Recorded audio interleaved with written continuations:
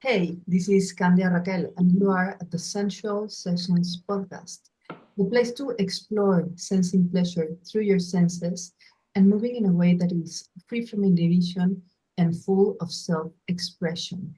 And make sure to go to my website and subscribe to get these episodes delivered on your inbox every week in www, my name, candiaraquel.com, candiaraquel.com. And today we have two very special guests. This is Leah Piper and Dr. Willow. They are the hosts of the Sex Reimagined Podcast. Welcome. I am so excited to have you here. Thanks for having Thanks. us. Yeah, such a pleasure. So, would you introduce yourself? What motivated you to create this wonderful podcast on sex reimagined? Sure. So I'm Leah. Hi, y'all. And I've been teaching Tantra both to groups and individuals for 20 plus years. And Willow and I found each other. She was in one of my classes years ago, and we saw each other. It was like two like minds gravitating towards each other, and we got involved in a business mastermind. Just I'm giving you the short story, the Cliff Notes. Um, she was, and I'll have her introduce herself, but she's a Taoist teacher, an acupuncturist, and knew all this stuff. I was more versed in sort of the ancient Indian Tantra. She was well versed in the Chinese Taoist form of sexology. And we just noticed that those two things blend together and complement each other so beautifully. And since we were both in the healing arts, and we discovered we had so much in common, we thought, well, a podcast makes sense. And so we got together a couple years ago, and we've been interviewing sexperts from the whole industry, everyone from researchers to doctors to gurus to plant medicine experts and people who are just having really crazy experiences of expansion in their love life. And we have them on the show 3 weeks out of the month, and we do a deep dive with them. And then once a month on our show, it's just me and Dr. Willow rapping on various topics where we dive deep and share some of our expertise. And we've just been having a fabulous time. Yeah, it's been so fun. Not only do our interests and the things that we're experts in collaborate really well together, but me and Leah actually collaborate really well together. So it's been a really good business union, and we've had so much fun just seeing the overlap and the subtle differences between Taoist sexual healing and tantric healing. And at this point in our journeys, we both have been on healing paths for over 2 decades. And at this point, we're both getting more interested in kink and BDSM and what kind of healing is available, in that genre. So that's sort of a personal thing that's opening up for both of us. And we love the sacred and the feminine and the more tantric side of things as well. So if you go and listen to our podcast, Sex Reimagined, you're going to hear a whole variety of different topics, everything from, the female anatomy of arousal to BDSM experts and some pretty crazy stories that people have been through over the years. So we just love talking about sex. Talking about sex and never-ending conversation. So, do you think sex is like an innate gift, like how you move and how you like get pleasure from the act? It's like a given, or is a skill, is something that we have to learn? That's Yeah, a really good question. Go ahead. I think that sex is a biological urge that every animal has. And however, sexual love is a learned skill. And we're not born being master lovers. We actually get a ton of misinformation than we get good information. And when your parents are the first gurus of sex and relationship and love you'll ever have, that's enough to screw anybody up. So our experience is that actually there's a whole new education that we're really passionate about and providing, which is why it's the Sex Reimagined Podcast, because we want to reimagine what's possible when it comes to sexuality, that it's a path to self-realization, that it's more than just friction and get off. It actually affects every sector of your life. When it's bad sex, it's going to affect negatively most sectors of your life. And when it's great sex, it's going to really bless other sectors of your life. So true. And I think, this is the question that you're posing. I do think that we have an innate natural place inside of us that can experience the kind of sex that Leah and I teach people to experience. But I think there's so many layers that society and our parents, the models that we have, as Leah pointed out, put these constructs and these limiting beliefs and the shame and the doubt and the insecurity and the fear and the porn. And this is what sex should look like. And if you're not doing it this way, you're not doing it right. And so many people are suffering from anxiety, performance anxiety, because what is the right way? And that's one of the things that we get to teach people is the right way is by listening to your own body, by really attuning to what sensations you're feeling inside, by learning how to bring presence and vulnerability and trust to the table so that you can have profound experiences no matter what you're doing, whether you're just doing a sensual massage, or whether you're just kissing, or whether you're just eye gazing, or even if you're like out for a walk with somebody and just holding their hand and just feeling that connection. We can have tantric experiences in everything we do in life. And the reality is we don't even need another person. It's really nice and fun to have another person to play with, but we can have tantric experiences with nature. We can have them with ourselves. We can have them with the universe, because Tantra is really a dance, an exchange of energy. And when you bring your presence to the exchange of energy, the relationship, the reciprocity that you have with things, sectors, places in your life, like health, like family, like business, like money, like home, when you bring your presence and your authentic, truest, deepest self to each of these sectors of life, you're living a tantric life. So it's so much fun to practice what we call red tantra, where you're practicing with another person, because it gives you a really strong mirror to look into, and you get a real feedback on, wow, did that work or did that not work, and you get to learn a lot about yourself. But there's a lot of white tantric practices that you can do as well, which are more self-reflective and on your own. Love it, and definitely agree that sex is life-affirming, it's stepping into our brimming vital force. And yeah, definitely for me, the word sex is very clear, but there's a lot out there. So I want to ask you, what is sex? Well, what I don't think it's interesting because people hear sex, and a lot of people were taught that sex is penetration, penis, vagina, penetration, but sex is actually so much more than that. And when we just look at it as penis and vagina penetration, we're missing out on a lot of good sex that women need and want, because that's a very male-oriented kind of sex. And I'm not judging it. I love that kind of sex. But when we look at the full arousal of women, our erectile tissue, and by the way, we have as much erectile tissue inch for inch and ounce for ounce as men. Ours is just organized differently. So when you take a look at the difference of where our erectile tissue is, there's just a couple zones inside the vagina, and they don't usually get massaged in penis penetration. So you have to angle the penis in these different ways in order to massage that erectile tissue.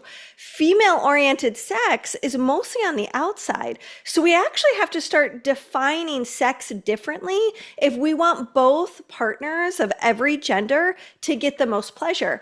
And in fact, we need to also expand our awareness of sex to not just label it as genitals. We have erogenous zones, right, both primary and secondary throughout the whole body that carry wonderful types of sensation.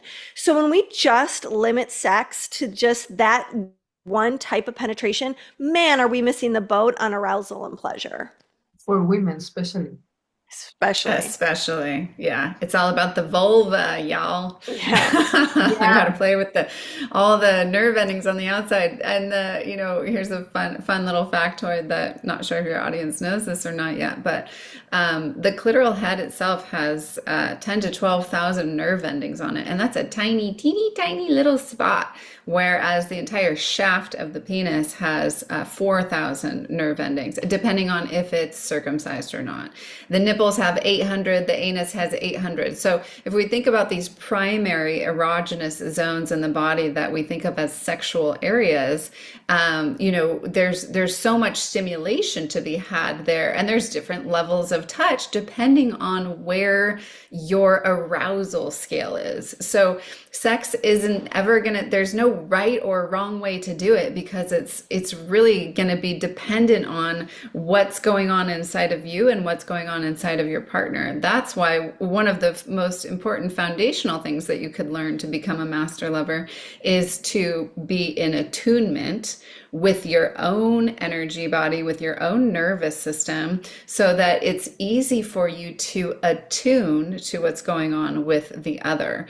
Because when you have that subtle dance of attunement between the two of you, meaning you can read each other's body language without words, you're having a conversation without language. And it's a beautiful dance of, it's like a symphony, and after a period of time, it's almost like the symphony is playing through you, and you are no longer doing, you're just in the being, and it's so wonderful to get to that place in lovemaking. Yeah, when it's happening through you and you're not doing the symphony of bodily love. And I think that we can refine our sexual expression as a language in the same way that we improve the way that we speak. We learn more things, and then we articulate imagine ourselves in a better way, and so we can become a master lover, refining the way we speak body and the way we speak sex through our flesh. And I am very curious that you mentioned red tantra and white tantra, and now I am wondering how many colors of tantra there are. Oh yeah, is there green? Is there purple? There's gold? Pink, there's black. It's all depending on how much you let the energy take over you. Yeah, no, and no the red. school. Some schools, elaborate, but traditionally there's just red and white. Yeah, red and white. And yeah, what does that mean? So in my understanding, red, if we're thinking about yin and yang or feminine and masculine, red would represent blood and white would represent semen. So we're playing with two different kinds of Jing Qi. This is what we call sexual energy in the Taoist tradition. Jing Qi, there's different kinds of Qi in Chinese medicine, and sexual Qi is a kind that we can actually touch. It's tangible, it's physical. Whereas if you're familiar with that term Qi, you know that Qi is just it's energy, it's the frequency that creates everything, right? And so when we're playing with Jing Qi, we're playing with the semen is full of potential life. So that's a lot of creative life force energy that's every time a man blows his wad, so to speak, or has an ejaculatory orgasm, he is releasing 200 million or more potential lives. So what would happen if he drew that energy into his body and into certain specific places in his body, say his kidneys, his adrenal glands, which is where your Jing Qi is stored. That's the house of your Jing Qi. And for women, the red is is the blood of life, right? That's her potential life. Every time she bleeds, she's losing a few eggs. She's losing a few potential lives. So there's a lot of creative life force energy in there that she could be cultivating and bringing energy back into her body. So from my brain, it's like I'm looking at red and white tantra from those two perspectives. But traditionally in tantra, the white tantra practice is where you're learning how to move energy through your own body, where there's yogic practices, stretching the meridians and the channels so that you know how to bring high levels of arousal to different places in your body, say your thyroid gland, your brain, your pineal gland, your heart. And so there's different ways to cultivate your own essence. The word Jing, it translates to essence. So there's different ways to bring your essence into more fullness inside of yourself. And so those are going to be white tantric practices. They're more yin because they're self-cultivating. And then red tantra is where you are practicing with another human being, another person. So there's anytime enter another person into your sexual experience, you're all of a sudden dealing with all of that person's previous experiences around sexuality, their beliefs around sexuality, the traumas that they may have had in the past that they maybe have dealt with and maybe haven't. So you're entering into your sexual experience a whole nother being's stuff, right? You got your own and then you got someone else's. So it's really good to have a strong white tantra practice where you really know how to cultivate your own essence in a deep way, so that you can bring a lot of sensitivity, attunement, and groundedness to relation with other. Yeah, if I were to bottom line it, I would say that red tantra is the practice with someone else, and white tantra is the solo practice. And so if we continue on with our music metaphor, it's like your white tantra is you practicing your instrument. You are cultivating, you are mastering your music so that you can be really good with playing with the band, man. And so red tantra is like playing with the band. It's two or more people getting together to make music. And so you do the white tantra to make your body healthy and ready to go to high octave levels with more than one energy. Love it. Practice yourself and then share your practice with someone else, which brings the solo practice to a whole different level, because you can know yourself in solitude, but when you have a mirror, then you really get to know yourself and also. Yeah, like when you just play with yourself, you can go pretty high, you can really go to some amazing places, but add a second person and then a third person or more, and now you've got double the energy or triple the energy. And so when you've got that much more energy, you also have to learn how to safely run that energy through your system. And then you can go higher and higher and higher. We can only really take ourselves so far when we're just by ourselves, which is what makes partnership and relationship so special, is because there's some places a partner can take us that we can't go by ourselves. There are places that our partner can take us that we can go by ourselves, which brings me to ask you, inspired on Vajrayana esoteric Buddhism, that there's a level where the whole meditation and the practices, mystical practices, are made in union with the beloved, with someone, to reach enlightenment. So what do you think? Is it a myth, or do you believe that one can get enlightened by having sex? And is it possible to touch the divinity through sex? 110%. Yes, Yeah. absolutely. We believe that we don't only believe that, we know it to be true because we've experienced it over and over and over again. And we've helped countless students find their way to that and literally watched them before our very eyes reach those moments of enlightenment. Now, do they walk around like a guru for the next rest of their lives? That requires a lot of personal white tantra practice.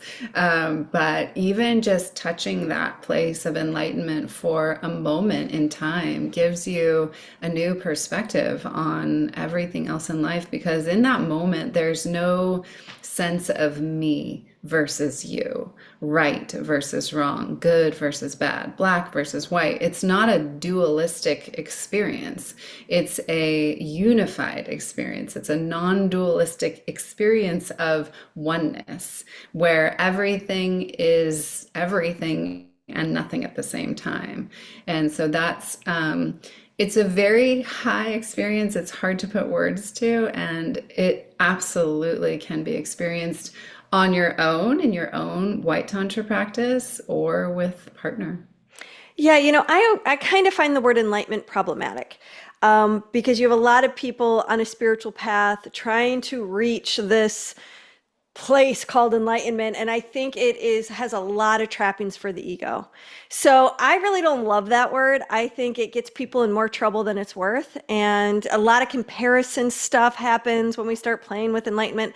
I really think of it as reaching transcendent states, where you can go to a place where you experience the divine, where you drop the ego, actually. I mean, what enlightenment really is having no ego. Or at least if you have an ego, you stop taking it personally, which we can get glimpses of. But so few people reach like this guru state of enlightenment that it seems like a faulty thing to go searching for too strongly. I think when we stay in a really humble position where we seek to experience whatever God means to us in our own belief system, it's really a prayer with my body. It's so that I am going to connect reverently to this experience of being in my body. And it is a prayer, it is a devotional practice so that I may know my God and so that my God may know me through this act of love, through this cherishment of love, through this bhakti of devotion. And so when we come to a practice with a real devotional attitude and we bring intentions or we bring ritual, we bring these different practices that we can experiment with, what people come to see and experience in their bodies are these transcendent moments where suddenly this experience of connection takes us to a stratosphere we've never visited before, where pleasure turns into this transcendent, awe-inspired, oh my God, did you feel that? And when you can share that with someone and look at them and go, oh my God, did you feel that too? And it's like, it's so exciting. It's so uplifting. It's ecstatic. And, there's a word that's called ananda. It's reaching an experience of bliss. And the skill, the practice is to take that experience of awe and try to absorb it into your cells and into your tissues so that you can carry it a little bit longer as you go through this path of life. And you're going to stumble into the next ego trap of believing stories and, getting caught up in obstacles. The dualistic reality will come back. Yeah, it does. You're swimming in it, so it's real hard not to get wet. And I love that Leah's highlighting this other word for enlightenment. No matter what you want to call it, you're transcending a place where there's a good and bad, right and wrong, and lightening your experience of what life can be. And that's why we named our podcast Sex Reimagined, because we really want to impart to the world, like, it's time for us to get creative and reimagine what's possible. What is arousal? What is union? What is sexuality? Which, circles us back to your question, Candia.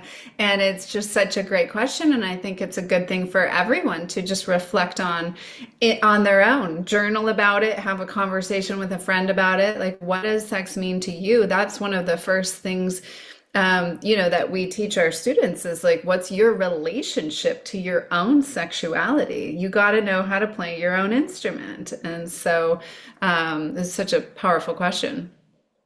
You gotta know how to play your instrument, play it devotionally, Exactly. to reach higher levels. And yeah, and I love how this knowing can become a practice, a lifestyle, even part of something like sexual health, like part of your overall health and your everyday living through the mundane duality, but having like not losing touch with the divine and the divinity and the life affirming force that sex brings you, which makes me wonder about, well, we have covered the anatomy. There are 10 to 12,000 nerve endings just in the clitoris.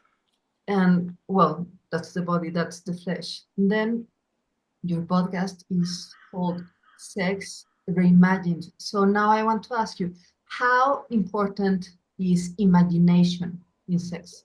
Very important. Very, very. This is our playground. Like sexuality is the adult sandbox, you know? So what happens when you get in the sandbox and you've got that pail of water over there and that shovel and that, castle imprint? What do you want to create? Like, how do you want to play in your sandbox of sexuality? Like what happens if you bring a bowl of water and some roses to the equation? What happens when you bring blueberries to the equation? What happens or handcuffs or a blindfold?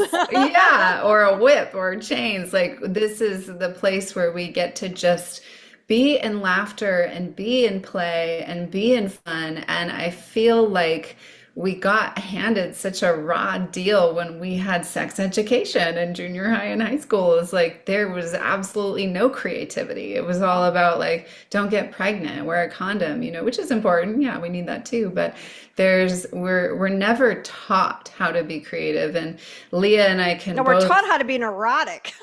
Totally, so tight-assed about it. Yeah, totally. And so Leah and I can both share with you endless, countless stories of witnessing and helping students like do things they've never done before. Ourselves, we're still doing things we have never done before, and we've been at this, we're in our 40s, so we've been at this for a long time. And it's so liberating. It pushes it grows your confidence because you're pushing yourself beyond what you think you're capable of when you explore something new and different, and what's kinky to one person is totally normal to another person. I remember a conversation a long time ago. I think it was on one of my summits or something where the person was like, well, being on top feels really taboo and kinky to me, and I was like, wow, that's just so many people. That's a normal thing, so what is normal? What is taboo? These are the questions we need to be asking. Like, what would it mean to you to play with a little anal penetration? Like, would that be super taboo for you, or would it feel good? Would it be normal? Would it be stretching you? Well, definitely would be stretching you. But what would it do for you? And as we view the anus in Tantra, we see it as the root chakra. So this is a place in your body that can help you feel more grounded, more connected, more safe, more secure, more in your body. So if you are somebody who's like, boy, living in this human body on this earth plane is hard work, a little anal play and penetration could go a long way for you. So when people come to us and they're like, I'm struggling with my confidence at work. Okay, we know which chakra we're going to work with. We're going to work with the solar plexus. If they come to us and they say, God, I feel totally unsafe and insecure in every single way, especially in my body and financially, then we're going to work with the root chakra. The chakras are a map to the things in life that are feel blocked, feel hard, feel challenging, and we can use that map. We can use the physical body to transcend us in our lives. Yeah, we can use the physical body to get that state of transcendence. I love it. Would you share with us a little practice or exercise or poem, like a little something to for the sensualists here to embody what we have just talked about, and it's not just like something super esoteric, elevated, and out of reach. Yeah, two things come to mind. One is, I think a lot of us, we go to be intimate and then we find ourselves in our head. Yeah. And it's like, fuck, I can't feel like I'm not here, right? We're not really present. We're fantasizing, daydreaming, worrying. Um, and then we're not really able to have the greatest experience that we want. And our partner can usually tell, like, where are they and how do I get them engaged? So, a really quick hack when you notice that you're in your head is pay attention to your senses. Go through the list of what's the sensation on my skin? Can I feel the sheets underneath me if I'm laying on a bed? Can I feel the temperature of the air on my skin? Can I track my partner's fingertips? Where are they touching me now? So you really tune in to what do I feel on my skin? And then go to another sense. Maybe close your eyes and notice the light behind your eyelids. And then take a moment, have a deep breath, and taste what you taste in your mouth. And then notice the sounds. What can you hear in the room? Maybe there's music playing. And then can you take and hear what's even outside of the room? And so you really you tune into the senses, and then next is smell. What's the smell? Can I smell the perfume I put on earlier this morning? Are there incense burning? Can I smell my partner's pheromones? And when you are concentrating on a sense, you're in the present moment. It takes you out of your head because you have to concentrate on what you're feeling in your body. So it helps you track. So you can just spend, a couple minutes doing a little, where am I? Let me get into my body. And that will really get you out of your head. It's a quick hack. And then the other thing that I would share that comes to mind is notice that wherever you have a flexible joint or a bend in the body, you have extra sensation. You actually have extra nerve endings. Your neck can bend, all the joints in your fingers, your elbows, your wrists, your knees, your ankles, your toes, the way your ears fold, the sides of your waist, the curve of your buttocks where it meets the thighs, your inner groin. All these areas have a bundle of nerve endings, and I consider those secondary erogenous zones. So if you want to wake up someone and help them get to their body actually faster, especially women, don't go straight for nips and clits.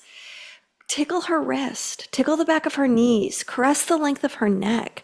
Do a long caress from the side of her boob, down her waist, over her hips, and down her thighs, all the way to the edge of her foot. That is how you can quickly bring her into a turn-on state versus going to a primary erogenous zone, which may cause her to flinch back because it feels too fast. It feels like pressure. Oh, now I have to be turned on immediately. If you come in a little more slowly, and you're really present to how you're holding her hand when you walk down the street, her turn on will actually be more effective, be more efficient, and get her into her system faster. And really, you can do the same thing with men. So think flexible, foldable joints and tickle them, suck them, lick them, kiss them. Bite them. And that's a great little tip for helping someone get aroused. Yeah, great tip. Great couple of tips. Really loving this. How important is to go through the gentle increase of arousal, and beginning with the white tantra with your own practice, like, okay, how does I don't know, the neck of my beloved smells, or maybe the armpit, or maybe like I want to smell your crotch, or yeah, and then like it's almost as if the animal part of you takes over, and at the same time it's a full taking over through awareness, through presence, through engagement. It's not like mechanically engaging with the other in sex, but it's like bringing the totality of yourself forth. Really. Yeah. Yeah, I like what you're highlighting, Candia, about getting into the animal body, because what Leah was beautifully describing is bringing sensuality into your experience. So each one of your senses, as it awakens, you are more in your sensuality, and we are, as animals, as human animals, we are sensual beings. And so it's such an easy, direct path. And one of the things that I would maybe add to that practice too is to be in receptivity, like really use that word and bring that word, like, what sound am I receiving? What scent am I receiving? What sensation on my skin am I receiving? Because we talk about presence a lot, but we don't really break down how to get present. And these senses are the doorway to present moment, because when you can be in the receptivity of a single leaf flickering in the breeze, and your eyes are just receiving that single moment, you're not in the future and you're not in the past.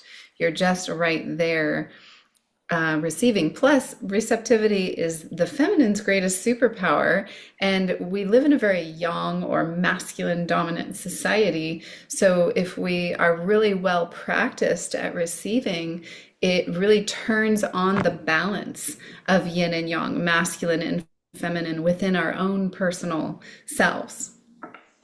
Yes. And this brings me to almost using every opportunity in our regular mundane life to make it a tantric practice. Like, Absolutely. like, Yeah. wow, the screen of my phone is so soft. Totally. The dishes that I'm washing, boy, this water feels so good, and the soap is so silky. Yeah. Yeah, going to the grocery store and looking at all the produce and picking the most perfect tomato because has this red color, and you smell it and you can't wait to feed it to those that you love. Or talking to the butcher and flirting with the butcher and asking about these different cuts of meats and how would they prepare it. They're flirting with the babies in the cereal aisle. I mean, there's so many ways that we can live a tantric lifestyle. And what that means to me, it's living a turned on life where my light is turned on from the inside, and I walk unafraid of that light reflecting to the world, and it's a permission for everyone else to live a turned on life too. That is not meaning I'm walking down the street like a horny crazy person. It's like I'm walking, although she does joy. That sometimes. It's really just walking with your joy lightened up on your skin, and you noticing the world around you, and you allowing the world around you, like Willow said, to be receptive to the beauty of the world around you. Yeah, and that's Ananda, is what Leah is describing, is to be in bliss and to be in joy and to be in the experience. I mean, why are we here? What's the point of life? The point of life is to experience life. And we've got these vehicles, we've got these bodies that are built to experience a lot of pleasure. They also experience a lot of pain, and it can be really constricting and really hard to find and access pleasure if you live in a body with chronic pain, or you are dealing with a long-term injury or something like that. Or just a crisis, like it's hard stress. to feel lit up when you are grappling with an obstacle that's kind of bringing you to your knees, like Absolutely. with the death of a parent, or your kid's in trouble, or you're worried that your relationship is falling apart. All or those things bring so much fear. Tax bill. Right. The stock market's crashing. Yeah. We're afraid of Those Russia things and are China. Constricting. Yeah. Yeah, the polar bears are dying. There's lots of reasons. There's hardly any bees left. I mean, these are big things that we want to, and this is like another hack for living a tantric life is whatever you're experiencing, whatever is in front of you, is it causing constriction or is it causing expansion. So that's how you want to attune your nervous system to the world that's surrounding you. And if whatever it is causing constriction, then there's some medicine in that for you. There's a deeper pearl of wisdom, something for you to learn about yourself. And if it's causing expansion, then fucking enjoy it. Laugh, have joy, be an Ananda, and Mm-hmm. don't carry any guilt or shame around Receive that. it fully. Yeah. Yeah. Yeah. And when those moments of contraction are happening, just remember that orgasm is also a series of contractions and expansions. Your heartbeat is a series of contractions and expansions. That's what the human experience is. And we can be in the presence of these obstacles, and we can be in the actual exquisite pain of them. You know, a good cry is also orgasmic, just like a good shit is also orgasmic. So we Totally. have these things that when you look at it on the surface, can be devastating. But when you go deep and you don't run from it, and you're with that pain and you don't shy away from it, but you face it, you know, there's can be an exquisiteness to being in the moment with that too, even though it feels brutal.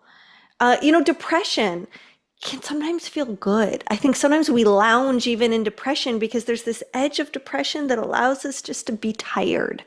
And so we have to remember to, when we're in pain, look for perspectives that are different from our go-to habits. When we can get a perspective shift, then we can hold our crises a little bit different. Sometimes that's a little more loose. So we have some breath in how we're facing those obstacles or how we're facing a crisis. And this isn't about spiritual bypassing. What the message that I really want to convey here is that this is about curiosity. And I think this is to your point, you know, is that curiosity is actually the key out of hell. When we are going through something difficult, if we can get really curious about it, then we're tempted to be less judgmental about the situation. We'll tend to be less judgmental towards ourselves and towards other. So curiosity is kind of one of the key habits we want to be really good at, especially when we're looking at sexuality. Yes, let's be curious and tend to our sensual erotic life. Yeah, let's be fearless there. Yeah, let's be fearless because it's holding on to life when a lot of things are falling apart. And it's like, okay, yeah, but in the meantime, everything is moving. So why wouldn't I move to and move with these very primal energies that now I am making aware? And Well, yeah, you know, if I may add, there is a Tantra Sutra that talks about how, as a human being, our soul gets really weary. And we've got good reasons for that soul to get weary. We just listed a bunch of them, a bunch of fears. We've got shame and guilt and fear just wrapped around our conditioned response, a lot of it towards sexuality. But we're also built with this renewable resource called pleasure and love that is hardwired in our system. And oh, by the way, it's free. It doesn't cost anything. So when we spend a little bit of time investigating what pleasure means to us and what love means to us, then we've got the key to renew the weary soul when it gets tired walking this life. And it's a gift that we give the people that we love. When we can give that 20-second hug to someone who's so under-resourced, they just need someone to hold a burden with them for a minute, and you give them that long hug and they get to have a good cry. That's bringing real healing into somebody's life. So we have to remember that pleasure and love are massive healing instruments. They cost us nothing. When we can get good at using that as tools, man, what a gift we are to the world and to ourselves. yes, and this is another application of the white and red tantra. Like, okay, you have yourself, you are taking care of yourself, and then you see someone that really needs just a moment or just a word of reassurance, and then you can be there. And it's like this intimacy that is so needed. And then if you have been like practicing and working and embracing your sexual vitality, then you have the potency, then you have like the energy that can run through creativity and live like a, a, a life that is not running just on the established the duality, but exploring how would it be to be the gift that you bring to life, like Yeah. like y- devotion. You have more to give when you work with cultivation practices. But interesting enough, that doesn't mean you don't get weary. And so by doing the cultivation practice, you also know when it's your turn to receive, when you can actually set your When burdens it's down and time let for you to other get people hold recharged. you. Yeah. You know, because as good as we are at cultivating and growing new skills, we still need to be held. And we have to have the grace to go, okay, I'll take a turn. I don't always have to be the one filling everyone else's cup. Sometimes I need my own cup to be filled. And can I be humble enough, with enough humility to say yes, to recognize the invitations that are presenting themselves? Because, you know, frankly, that's hard for a lot of us to do. We don't always know how to say yes to the invitations that are there because we have a belief system that we're supposed to do it on our own. And or sometimes we just don't trust other people to hold us. And Good this is point. really, really important for a lot of women because women, again, have been conditioned in a masculine dominant or yang dominant society where it's the value is placed on the doing, not in the being and the receiving and the being held. And it can take a lot of self-work to get to the point where you can truly, truly receive being held. And you know what I feel like all humans really want is they want to be seen. They want to be acknowledged at their deepest core and their deepest essence. Problem is, most people are too afraid to show themselves at that Mm, level. So we have to dig deep within self in order to get what we desire, what we came here for. yeah, to We're get human good at that. animals. We came here for this shit. Like, let's get good at it. Almost as if there were many layers to getting naked. Like, yeah, getting naked, it's not just about taking your clothes off. Like, So how true. about getting naked to the point that you allow yourself to be held, and even further, allow yourself to be loved, like just fully loved, just as you are here now. Just Yeah. Absolutely. Absolutely. Stripped down, vulnerable. On that note, y'all, I got to go get held by the next appointment. So, so, yeah, let's end with this high note. So tell us, how can we learn more? How can we practice to reimagine our own sex lives?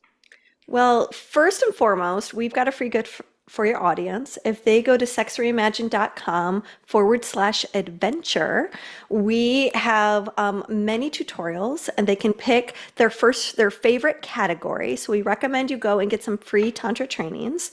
And then check us out on the website, sexreimagined.com. Check us out wherever you listen to podcasts, but we really encourage people to go to youtube.com and see, it's actually youtube.com/Sex Reimagined and watch our podcast. It's really fun to see the video version. And we've got so much incredible free content. We're close to 150 episodes so far. So we've got a lot to share there. Fantastic. So thank you, Leah. Thank you, Dr. one more thing I want to say in closing is we're running a women's retreat in Crete in That's Greece right. in October this year. And so if you are a vulva owner and you're like, I'm ready to awaken my sensuality and awaken my Shakti and my Jingqi and really step into a balance of yin and yang energy within my body, then you definitely want to come with us to Greece. Yes, come on a pilgrimage with us, and you can find information on that at sexreimagined.com.